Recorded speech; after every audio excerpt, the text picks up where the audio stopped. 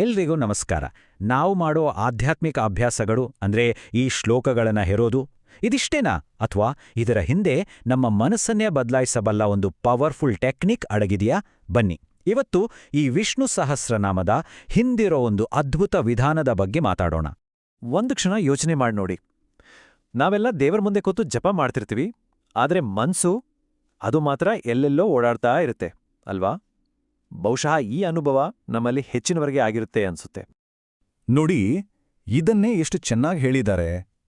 Tape ರೆಕಾರ್ಡರ್ಗೆ play button ಒತ್ತಿದ ಹಾಗೆ.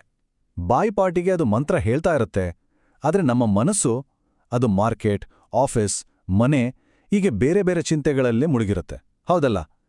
ಇದು ಬರೀ ಒಂದು ಮೆಕ್ಯಾನಿಕಲ್ ಆಕ್ಷನ್ ಅಷ್ಟೇ ಆಗೋಯ್ತು. ಹಾಗಾದ್ರೆ ಈ ಥರ ಯಾಂತ್ರಿಕವಾಗಿ ಮಂತ್ರ ಹೇಳೋದ್ರಿಂದ ಆಚೆ ಬಂದು ನಾವು ಮಾಡೋ ಈ ಅಭ್ಯಾಸಕ್ಕೆ ಒಂದು ಅರ್ಥ ತುಂಬೋದು ಹೇಗೆ? ಅದಕ್ಕೊಂದು ಅದ್ಭುತವಾದ ದಾರಿ ಇದೆ.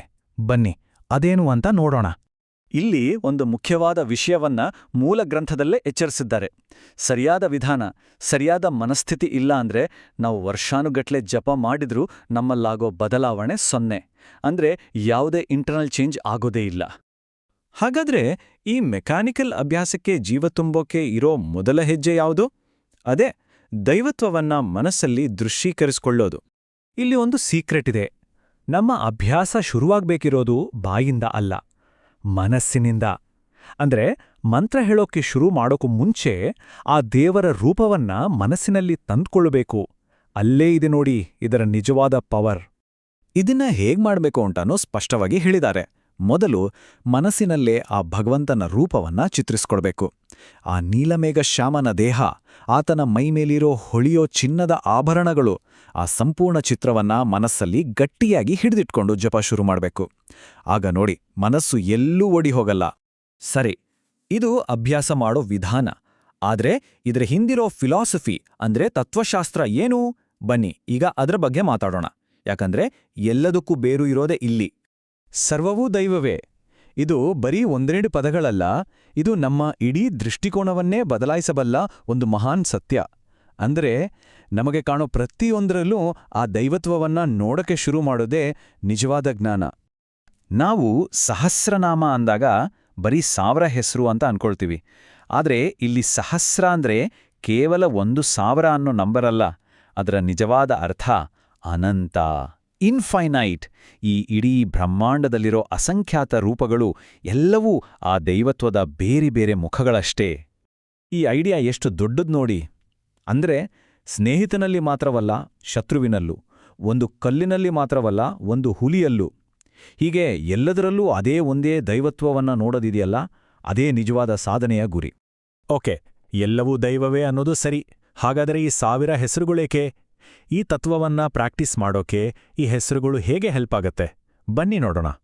ಇಲ್ಲಿ ಪ್ರತಿಯೊಂದು ಹೆಸರು ಕೂಡ ಒಂದೊಂದು ಲೆನ್ಸ್ ಇದ್ದ ಹಾಗೆ, ಒಂದೊಂದು ವಿಶಿಷ್ಟವಾದ ಕನ್ನಡಕ.